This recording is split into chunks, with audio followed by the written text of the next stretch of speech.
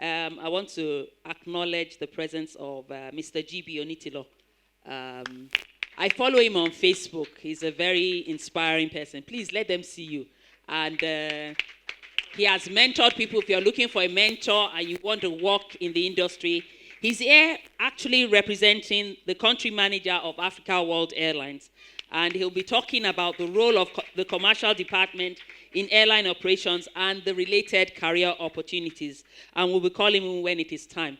We also have here Flying Doctors. I told you that we have doctors in Nigeria. She's the CEO of Flying Doctors. And her name, she is Dr. Ola Brown. She'll be coming up shortly to share with us about that. Let's put our hands together. Please, can they see you, Madam Dr. Ola? Please, let's see you. You know, she's not just a male, she's even female, and she's an aviation doctor. So there's so much opportunity. You can reach out to her, she can mentor you. And you know that doctors are always involved in emergencies. So we'll be calling her up shortly before she gets called for an emergency so that we don't lose what she has to share with us today. Thank you. Then the last but not the least, we also have in our midst today is no other person than Mr. Tony Ukachukwu. He's the CEO of Aviators Africa. And I can tell you there's so much about him. I've worked with Tony, I've worked with GB, but I worked with Tony closely. And he's an amazing person. And they're all here. They're people, whoever your fancy picks, just walk up to them. I'd like you to mentor me and start the relationship going. This is your opportunity. Don't miss it. Okay. Before we go on to the questions, we want to give some people an opportunity to win some top-up credit. So, if you have a 9 mobile, unfortunately, I have to read out this thing, so I can't partake because I have 9 mobile. But if you have 9 mobile people, can I see your hands up? Okay, all right. So listen out. If you have your phone out, I want to call out the numbers. Are you ready? Are you ready? Okay, if your phone is not out, then I'm going to 2452 2980 2119 888. Some people are hiding. Oh. They don't want to say they have 9 mobile. Their phones are under their lap and they are trying to get. I know you have seen it. Oh, you have gotten it. 2452 2980 2119 888. Do we have a winner? Yes, okay. Okay, stand up. Let us see you now. Stand Please, up. if you've loaded it, let's know. Okay. Okay. Congratulations. Where's the next one? MTN. Don't worry, there's still more coming. But the next one for now is MTN. MTN, are you in the house? Yellow? Okay. Are you ready? Okay. 2219 0744 1304 23143.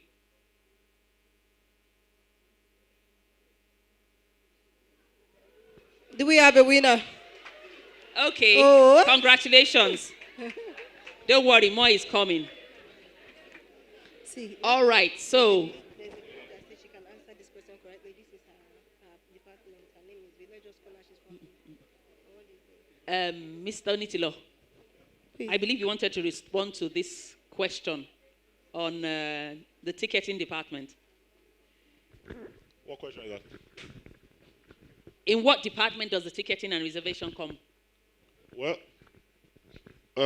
that's why I said there's a bit of conflict in what it said. It said ground operations, and it also said at the same time sales. At the same time, it depends on the structure of the airline. Basically, for me, it's having a ticketing desk at the airport is just a channel of your distribution. It's just a channel. You open up a channel desk to be able to service people that pass through the airport, or they see the place as a location where you come to, where they can either buy their ticket, revalidate, and all that. So we create that channel. Every airline creates that channel there. But basically, The ticketing and reservation as a department on its own is a channel where through you distribute your product or you sell your sales proceeds. Basically, it's under commercial. They might now have as a channel at the helper, because at the end of the day, the bulk of what they do is being put on the sales and distribution at the end of the day, because everything they generate is being put on sales and distribution. But because an airline has a presence at the airport, you must have that channel there for customers to interact. So we might say airlines have different concept about it, but at the end of the day, it's under sales and distribution. So it's just a channel through which, like you have the CTO, like city ticketing office. Sorry, I've forgotten. I don't have aviators here. You have city ticketing offices in town. Some of them might have it in hotels. Some might have it in the malls for some airlines. It's a channel as well. It could even be online. It's a channel. So they are all channels under sales and distribution. It's some of the things I will talk about later. Thank you very much. So we'll get there. Let's hold on. Some of your questions, we will answer later. Okay. Some of your questions we will answer as time goes on. We don't want to answer all the questions together and then you all run away. So we'll be answering the questions bit by bit. There's a strategy to it. Like I said earlier on, first, I want to acknowledge the presence of the General Manager, AIS NAMA. He's in the person of Mr. Kabir Yaya Guso. I'm sorry I didn't acknowledge you before. Would you mind joining them on the high table here? Thank you very much, sir. So I'm going to call on, I talked about emergencies, and we don't want her to have to go halfway through and then have to embark on an emergency. So I'd like to call on the CEO of Flying Doctors, Dr. Ola Brown, to briefly share on the career opportunities in the aviation health sector. Madam, let's put our hands together for her.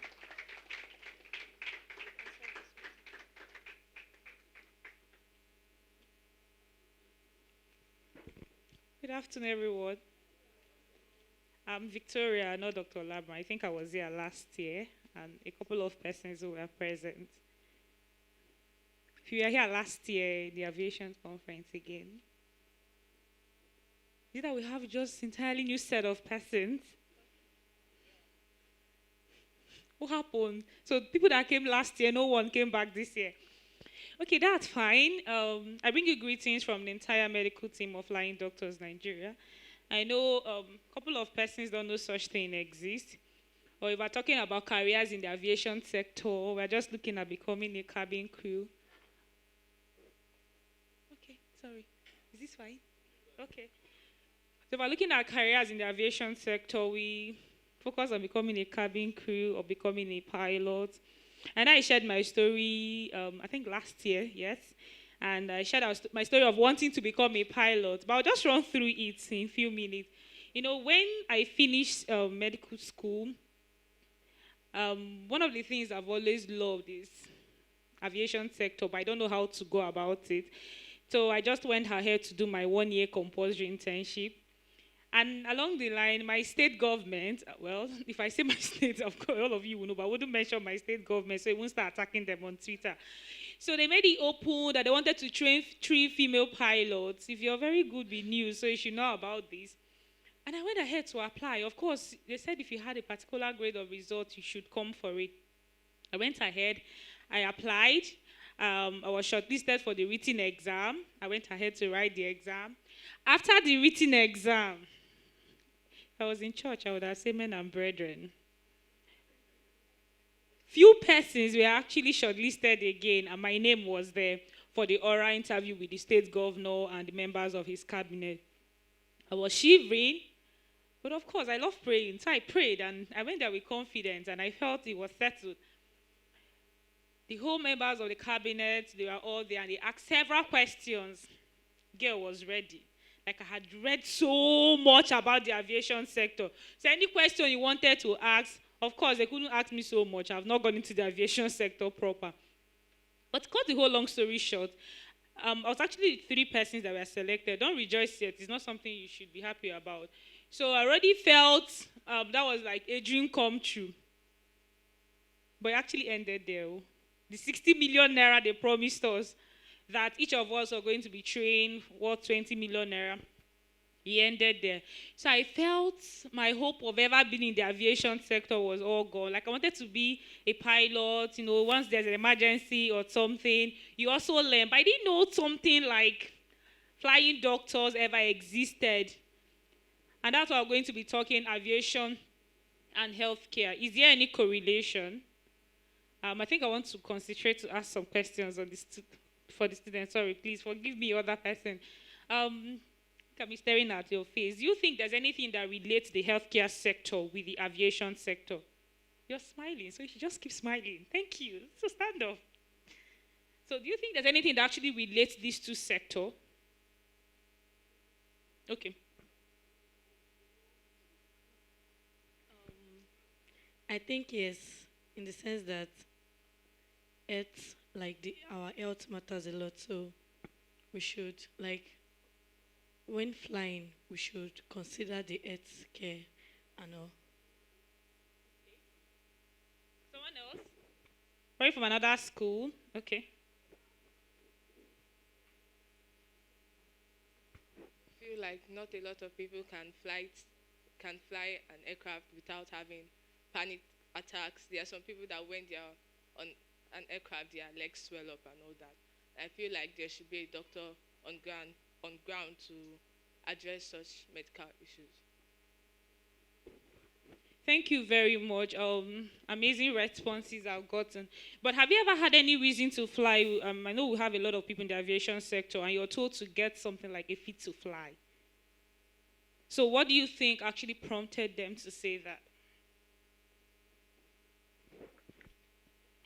Actually, fit to fly, it shows that your health, you are ready health-wise to fly. Because when you go, the altitude, there are some sicknesses that comes out that are already in your body. So the altitude, the pressure, so it brings out the sickness. Like if you're having cold or sometimes it's not advised to fly because when you get there, difficulty in breathing. So aviation and healthcare, they are correlated because you have to be healthy to fly. So if you are working in the aviation industry, you have to be fit to fly. That's why you do medical tests and other things to know how fit you are before you can be employed.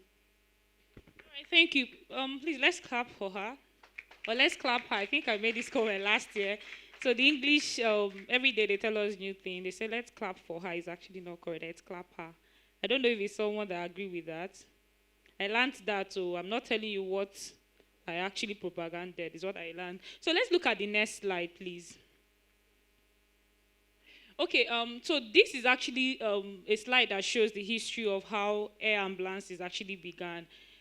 Something is very striking. This was far back in 1870, and 160 soldiers' lives were saved. So oftentimes people think that, is there any reason for air ambulances, which I'm going to talk about more. But if you look at it, these hot air balloons were used in 1870. That's far back as how many years ago? I don't even think my great-grandparents were born by that time. But if you look at it, 160 lives of soldiers were saved. This is not the air ambulance we have today. Of course, our company, basically what we do is air ambulance evacuation. Okay, you'll see the pictures later. But this tells us how much healthcare and aviation sector correlate. Because there are a lot of persons who are not able to fly because of health issues. But would you, because they are not healthy or they are critically unwell, then they should not fly? Possibly they want to fly to get better treatment elsewhere. I'm not saying that treatment in that particular location, but of course, the next slide is going to tell us a lot about the issues we're having in Africa generally, not just in Nigeria, and why we need air ambulancing. But if I want to go to UK, for instance, or to South Africa for advanced medical care, and I'm told I'm not fit to fly, what should happen? I shouldn't fly.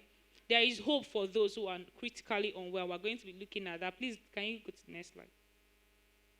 Okay, so why do you think Africa needs air ambulance services? First of all, an air ambulance service is not just you taking an aircraft, maybe, I don't know, the person is not able to walk or is not breathing well, and you just put an oxygen. No, an air ambulance service has a complete equipment for emergencies. So even though someone is airborne, and at that point, if you're not able to breathe, the doctor that is managing you at that point could even say, let's just do a tracheostomy for you to ensure that at least there is air passing through the airway or you're breathing normally. Now, this is why we think that this is important, just in case you think maybe, I don't know, one of the students said, want to go into the healthcare sector. Let's look at the developing world population. So of 1.4 billion people that live in rural areas, we have, look, I don't know if it's very clear, but you're seeing that 30% of the entire world population and 70% are actually people who stay in rural areas. So if we have a lesser number of persons staying in urban areas and more persons staying in rural areas in Africa, not just Nigeria. So when we talk about Africa, don't look at Nigeria alone, just look at Africa. If we have a greater number of persons, that tells you that air ambulance is actually important in this side of the world. Then also let's look at doctors to patient ratios. If you're related with a lot of, not just doctors, nurses, or any health professional, you realize a lot of them want to leave Nigeria. You've been very conversant with social media. They're just saying that doctors are leaving. But if they're leaving Nigeria, what's happening with the ones you already have? So in developed world, statistics shows that you have 10,000 doctors to 32 patients. And then in Nigeria, we have, or in Africa, sorry, we have 10,000 doctors to 4 persons. So in case of an emergency, what would happen? We should all die. Would that be the best option? Since you don't have enough doctors to attend to us, listen, you're not talking about you alone. Healthcare is not only important for people who stay in urban areas like you. So once you're unwell, you're able to walk down to last youth to get medical help. What will happen to our aged people in rural areas? What would happen to them? So if you're unwell, I happen to serve in a community that is 4 hours away from town. So if you're very conversant with Plateau State, I served in Kwampan. And Kwampan is 4 hours away from Georgetown. So during my youth service time, I think one of the days, they called me out by 2 a.m. There was a patient in the hospital that was critically unwell. And the good thing is, I actually have a selfish blood group. I call my blood group selfish because we are not able to give to other blood group, AB positive. So, but the good thing that happened that night was that boy, I think his PCV was less than 10%. But the good thing that happened that night is he was AB positive. So it was easy for me to donate for him. So what would have happened if there was no one to donate at that time? I was the only one that they could call by that time to leave my house and come out. What would have happened to him? They would have started looking for a way to resuscitate his life, and maybe the story would have been different. Let's continue. Please go to the other side. I'm not done. No, the other one. I was still on that. No, not this. Yeah. Okay, so look at the last part. We are looking at remote workers. So we have a lot of people who work in remote area. Then violent crime. The top 5 countries with highest number of crimes are actually all in Africa. Libya is where? Somalia is where? So the 5 countries, they are actually all in Africa. That tells you that the need for air ambulance service is even more. It's more needed in Africa than other countries. So in case you've not thought about something to maybe the younger ones, you're thinking of going into the healthcare sector, I only envisaging getting a work in big hospitals like Reddington, or your father has connection, you get job in one very big company. You need to think beyond that. Because innovation is actually inventing something that is already existing. So this is an existing sector. You might come up and do something. At least these days, when blood is actually needed, you know what people do? They don't. It's not. We have bikers in Lagos, but developed countries are actually using drones to deliver blood to people. It's actually happening. So there is so much for us all in the healthcare sector. It's beyond just walking every day into a hospital and attending to patients. No, it's beyond that. That's very important if you want to work in the hospital. But I'm trying to also let you know that it's more. for you to do. So if you think it's just about, no, you just want to go into the aviation sector. So even though you're going to the aviation sector, as a health personnel, there is more for you to do. Hello? So look at the last one. Now, tertiary centers, we have, when I mean tertiary, we have primary healthcare centers. Which other one? Secondary and then tertiary. So the tertiary center actually the more developed ones where I think recently Youth actually launched their cancer screening center. So it's not just about you being told you have cancer. So they screen, they have treatment for it. So you don't need to keep flying patients out of Nigeria. But what will happen to people who are in other areas who are not able to come to Youth? And they are cancer patients. What would happen to them? So we have, in developed world, one of the good things they have is that they're actually near to specialist centers. But what happens to us here in Africa, we're actually like 1,000 kilometers away. That's for people in rural setting. So let's go to the next slide. So we'll run very quickly. Now, people say that air ambulance is actually luxury for the rich. Please, what can you see in the picture there? An accident. So what does that tell us?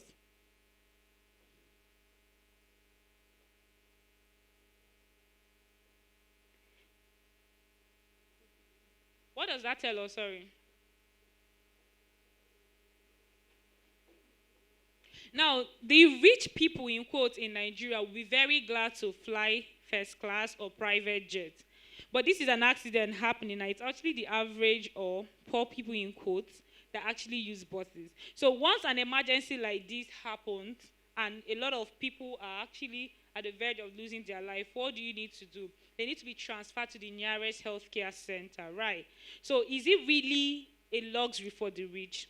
It's something that is for all. So people might say, since air ambulances are expensive, in quote, what do we do in Nigeria here that can make this better? How can myself, thinking of becoming a healthcare personnel, maybe any of the students, or people, even cabin crew, how can you help? Or what are the things you need to know about the healthcare sector and air ambulance service? And that's the last that I'm going to talk about because I've been told to round up. Please, the next slide. Please just go to the next one. That's the emergency transport unit. So we're talking of innovation of having an air ambulance service. And they realized over the years that only fewer persons are able to afford an air ambulance service. Now what happened? They said, okay, since we have commercial airlines that fly, we can still have stretcher because this patient, most of them, they want them to be in supine position to be able to lie. Then they innovated stretchers that are able to fit into commercial airlines. So making it cost effective for both the rich who can afford the full air ambulance service and then the middle class or the poor people in rural areas. So just in case you are thinking of going to the health sector, already in the health sector, and then you're limiting your mindset to just working in the hospital, there is a space for you in the aviation sector. And you can become an aviation health personnel. Who knows? You can invent something that is not existing. Thank you very much, and I hope you've been able to learn so much. Thank you very much. Let's put our hands together once again for our doctor and for, knowing that there's an emergency situation and we need to wrap up this. Thank you so much for honoring the time. Motivational speakers. For most airlines, they have what you call training departments, basically. So that they call of anything that has to be done in terms of capacity building. They do it in tandem with HR department as well. So where you monitor people's performance, there's always appraisal. Where you monitor each employee's deliverables. Because you have a line manager, there are key performance indexes of things you need to do as a staff in a particular unit. So when there are shortfalls in performance, there are always engagements with HR. Is it that the person is having, that's the normal standard, the way it's supposed to be anyway. Now it's now for the organization to follow through on that. Why is the person falling short on delivering on some of the targets that are set for that person? So HR works with the training department to address some of these concerns. So motivational speaking, I think it's in this part of the world that people have turned motivational speaking to a career. No, I can't really say in essence it should be a career. It's something that you can't call a pastor, for example, a motivational speaker. Some people will call themselves coach or whatever they call themselves.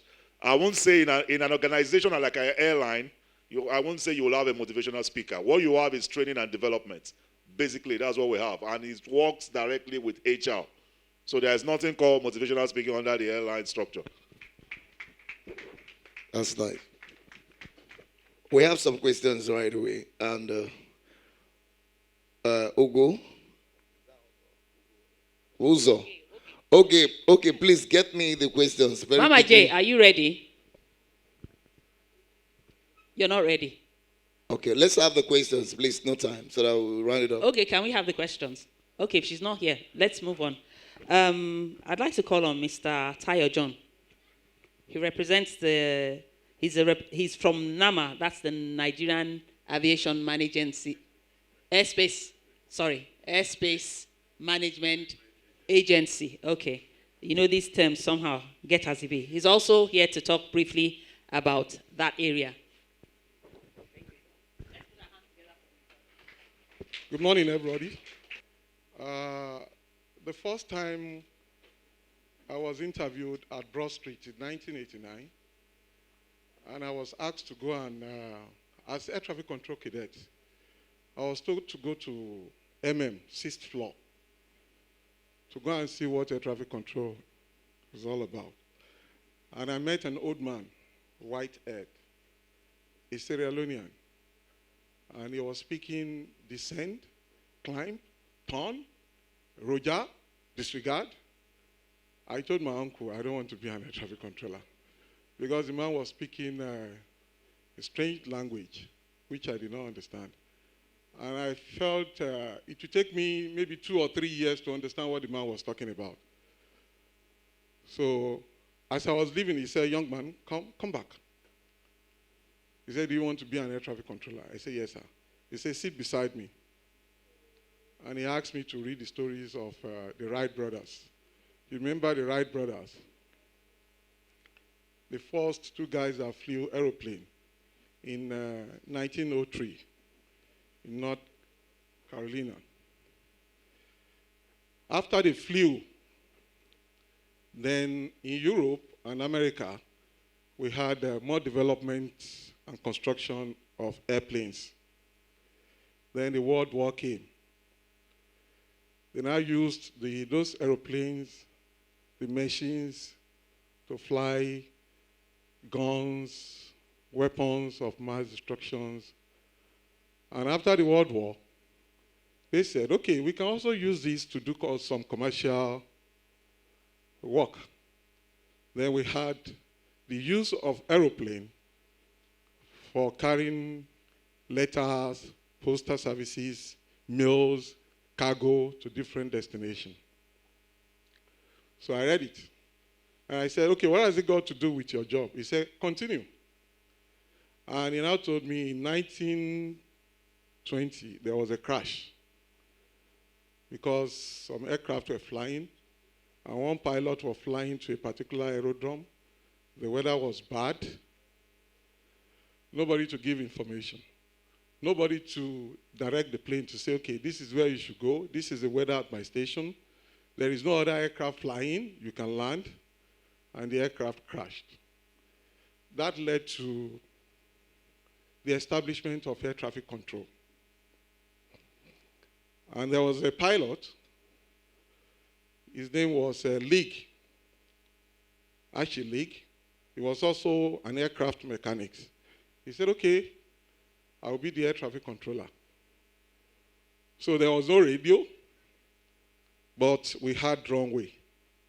So the only thing he could do was to carry a flag, a green flag. And as the aircraft, once you see aircraft hovering, he will pick the flag, he will go to the runway. He had red, he had green. And he said, green, land. If you should put on the red, don't land, there is a problem. That was how we started air traffic control. And from there, we moved to Morse code. I don't know some of these cabin crew. Do you know what Morse code is? It's a coded language. We use signal. Da, D, da, da, da, D. It was coded then. Then we had the invention of radios to communicate with pilots. That was how the air traffic control started. Now the question is, what is air traffic control? Air traffic control is a service provided to prevent collision between aircraft. Between aircraft flying, aircraft and obstruction on the ground, notify appropriate organization regarding aircraft in need of search and rescue, and assist such organization as required. Provide information and advice useful for the safe conduct of flight. That is just what air traffic control is all about. Now, you now ask me again, how do you do your control? We communicate with pilots.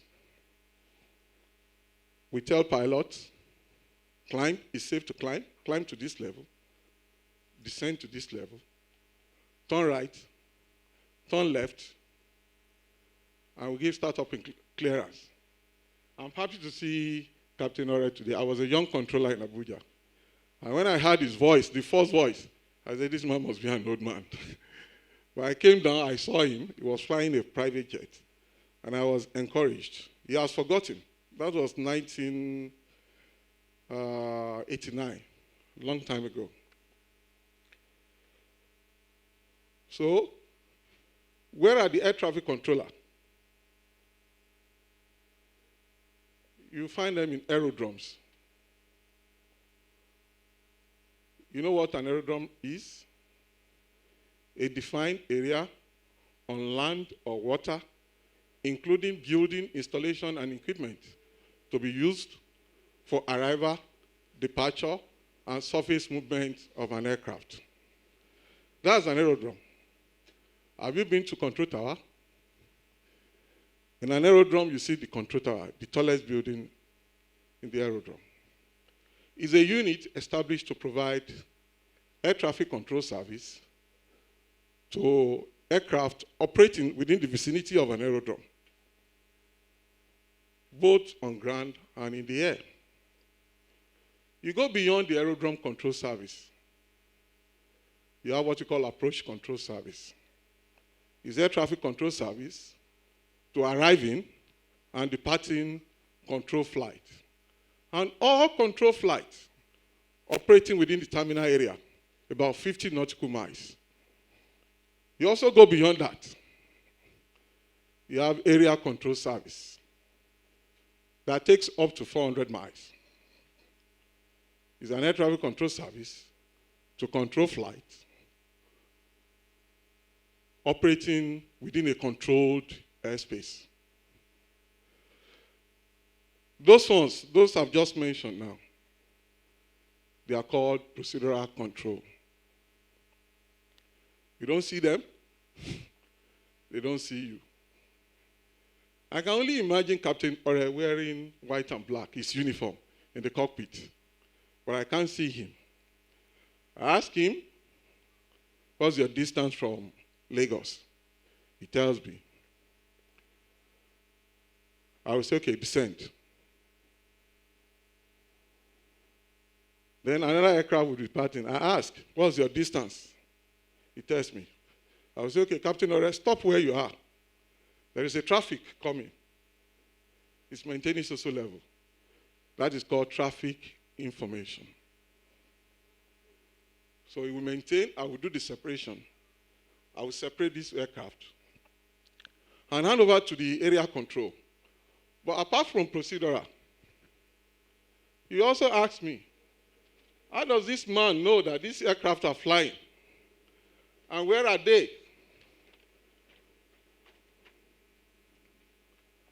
This is called aeronautical charts. like you have road on the ground. So we have air route in the air. If he's going to Abuja now, he has a route he has to fly. He will file a flight plan and tell me, this is my routing. I will pick the flight plan. I will say, okay, Captain Ora is asking for flight level 320. Can I grant it based on the aircraft under my jurisdiction? I say, okay, fine. He will call for a startup.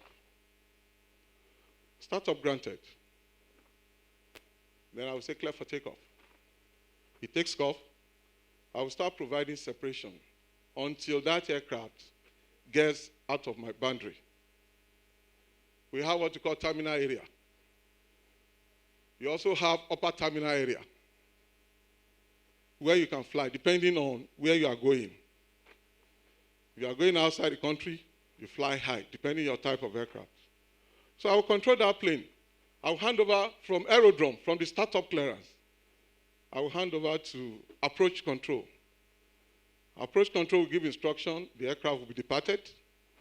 Then we start going. You get to a 16,000 feet. I will hand over to another area, another senior controller, area controller. He will control that plane until it gets to somewhere in Bida. Then another controller will take over from Kano and control the planes till the aircraft is on ground. This is aeronautical chart. This is very useful to both controllers and the pilot. You have routes. I can give you all the routes. They are on my head. I won't spend 30 years in this business. So, division of air traffic control. Aerodrome, approach, area. Then you have what you call radar. All these ones I give instruction from my head with calculation and training. But you also have a technology called radar. The aircraft departs. You see the aircraft on a scope, and the aircraft is moving. I don't need to talk to Captain Ore. I will tell him his position. I will just say, so aircraft, you identify a so position, verify this is your altitude. You say a farm. Then I will say, okay, fly this heading. That reduces load work to me. It reduces traffic frequency congestion. It's also safer because it's radar. I can see the aircraft. Even if they are 20, 30, I will see them, each with call sign. You descend, you climb, you turn right, heading 360, you turn right, heading 240. I will be doing the separation until they are all on ground. Who is this air traffic controller? You don't know him. Have you seen one? It's called the unseen commander of the airspace. That is an air traffic controller. The training. Okay, I've mentioned division. How do you become an air traffic controller? You must have your first degree in geography and science-inclined courses. If you apply to NAMA, you'll be asked to go to Zaria for evaluation. Some experts, they will test you on your academics, your psychology, and your medical fitness to do this job. Because if anything happens to you, you can imagine having 10 aircraft under your control, or 20. My apology to the doctor. The doctor can save only one life at a time. For air traffic control, we save millions just in 1 hour. You can't afford to have a sick air traffic controller. So you undergo medical check to ensure that you are medically fit to do air traffic control. After the evaluation, if you pass, this year, I'm in charge of training in NAMA, air traffic controllers, the whole country. I conduct examination with NCA. And Nama gave me 13. Out of 13, I got only 6. Only 6 out of 13. The rest were asked to go to other departments because they had job already. Okay, you tried once. You didn't make it. So, you must have your first degree. You must undergo evaluation, technical evaluation. Then after that, if you pass, you'll be given automatic job by NAMA. And you'll be trained in Zaria for 18 months. If you pass, they call it aerodrome and approach training. If you pass, you come back, then get what you call certification.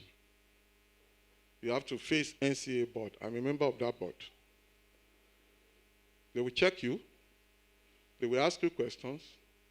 You do oral, you do practical, you do theory, you do oral. If you are found fit by NCA, then you'll be given a license. They call it aerodrome and approach license. And after that, your career has just started. So, but the good thing is, the money is good.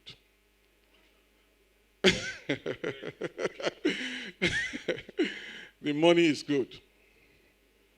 Because for an air traffic controller that's just coming up, apart from your salary, you have an allowance of 180,000. That's an allowance. It's not part of your salary. The money is good, but the rich also cry.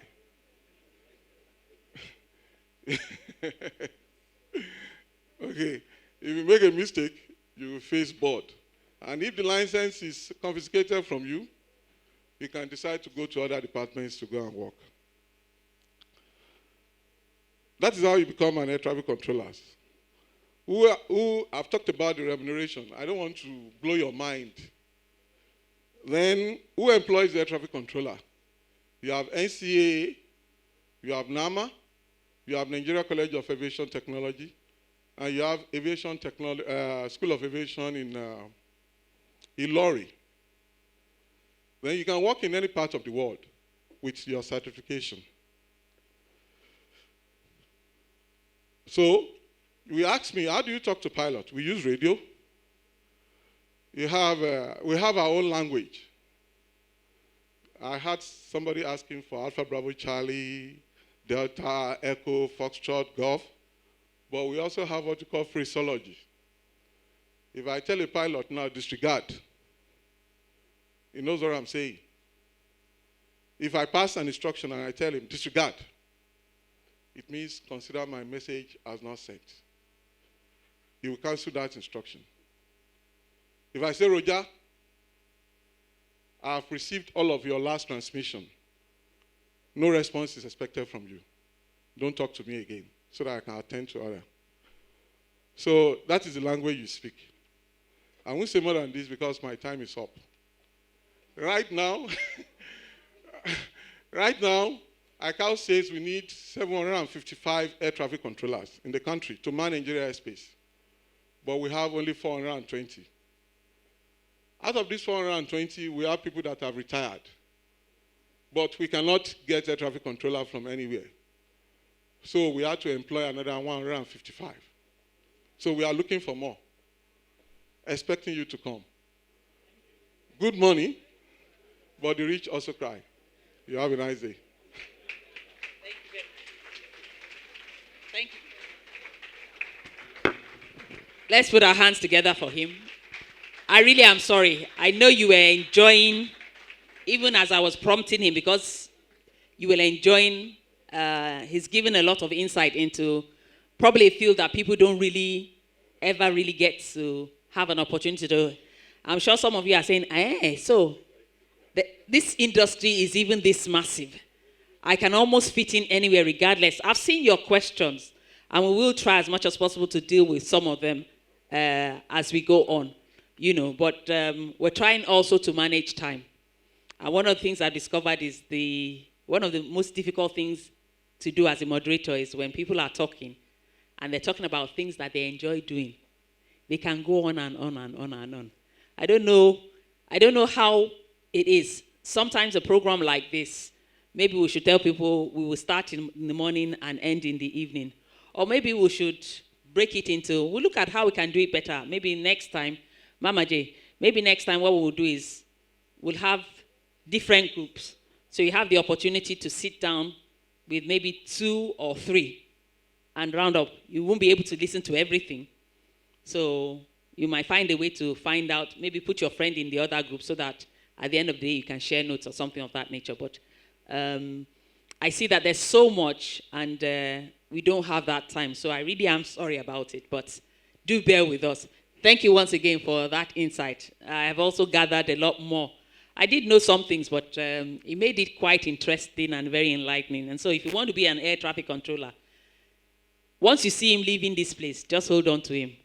Collect his phone number and call him. And when you do collect people's numbers, don't bombard them with calls. Just send text messages and then ask whether you can call them. Thank you. Mama J wants to quickly take us through something, and then we'll continue. Let me hear, hey, hey. Are you in the house? Let me hear, yo-yo. Look, the aviation alphabet. Can somebody tell me what A stands for? B, C, D, E, F.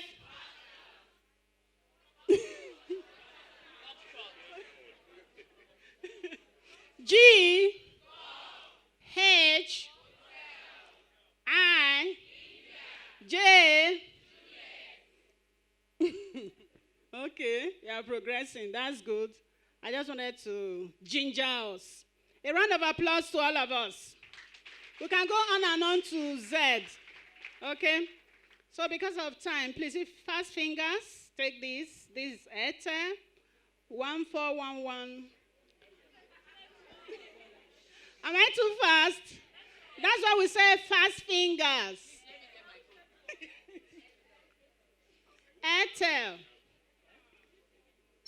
Okay, I go 1411 3823 4168 9135. If you got it, let us know.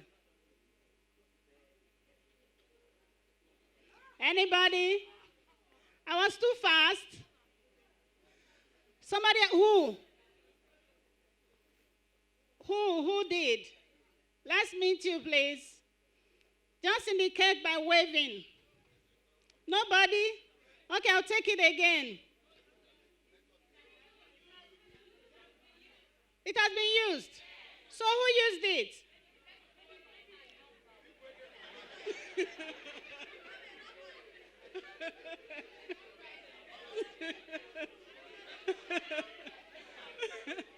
I hope it's not 419. Okay. Right now they are going to share a slip around. I'm doing glow now. So we are going to be sharing around the slip. It's information about my social media handles. So please take it because we are going to we need to trend on social media. So please, you are going to have to flip your phones around, put it on selfie mode, and we'll start with all my platforms. We'll start with Facebook. So I've edited my setting. So everybody can tag me and you can post on my timeline as of now. After now, I'm going to unlock it again. So after calling out these numbers for the glow fastest finger, we'll do that. So we'll flip around our phones. We'll start with Facebook.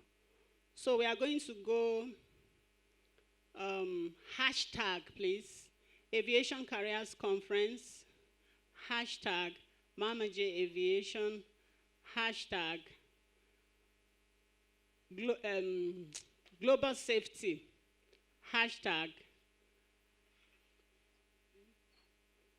Okay, let's do 3 hashtags. Hashtag Aviation Careers Conference, hashtag Mama J Aviation. I think that too is okay. So you just tag me or post it on my time. I don't know how you're going to do it.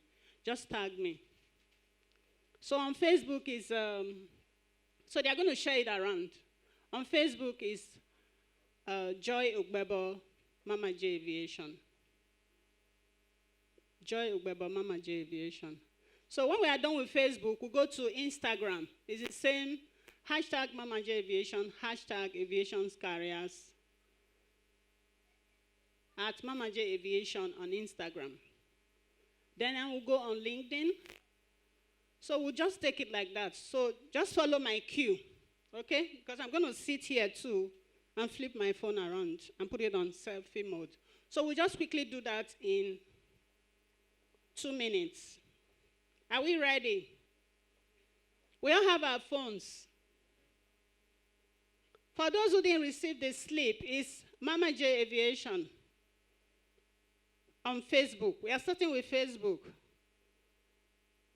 Mike Alpha Juliet, Alpha Victor Indian Alpha, Tango Indian Oscar November, Mama J Aviation. So are we ready?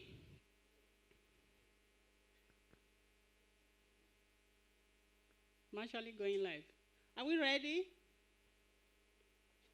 Okay. So here we go. If you have your 3310, you can use it.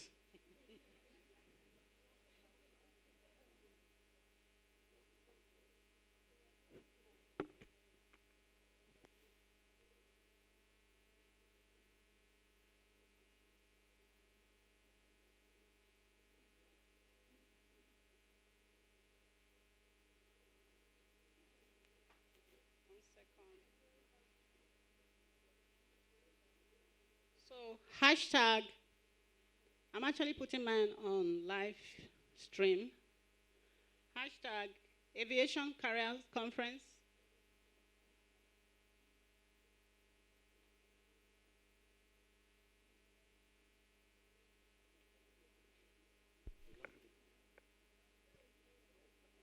Hashtag Mama J Aviation.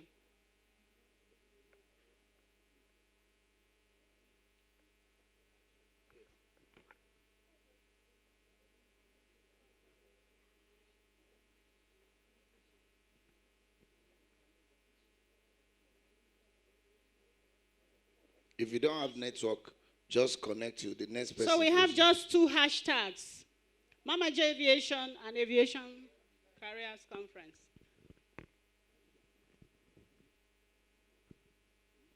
So we go.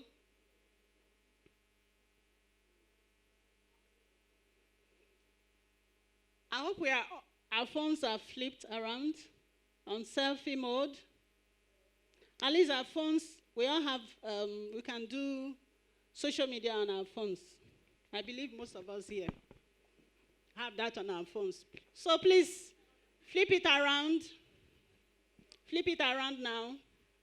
Are we done our hashtags? You don't understand? Take a picture of yourself, okay? You get people who never Do a snap picture. selfie. Okay, do a selfie of yourself, okay? Then post it and then add hashtag Mama J Aviation, hashtag Aviation Careers Conference. And then post it. Then tag me. You understand? Are we clear? Okay, let's go. We are doing that in 1 minute. So take a selfie of yourself, post it, and then hashtag Mama J Aviation, hashtag Aviation Careers Conference. That's all. You send it. Are we done? They're still working. If you don't have camera on your phone, I have a cameraman Or do we here. have phones that don't have cameras? Oh, okay. Those that don't have cameras, we understand. Yes, I have a cameraman here. We'll snap it and put it inside your phone. For those of us that have cameras, please take a selfie of yourself, tag Mama J Aviation, and then hashtag Aviation Careers Conference. So we're almost done. So now we are going to Instagram. If you don't have Instagram, Thank you. So we are going to Instagram now. Mama, what of the people that doesn't have Instagram?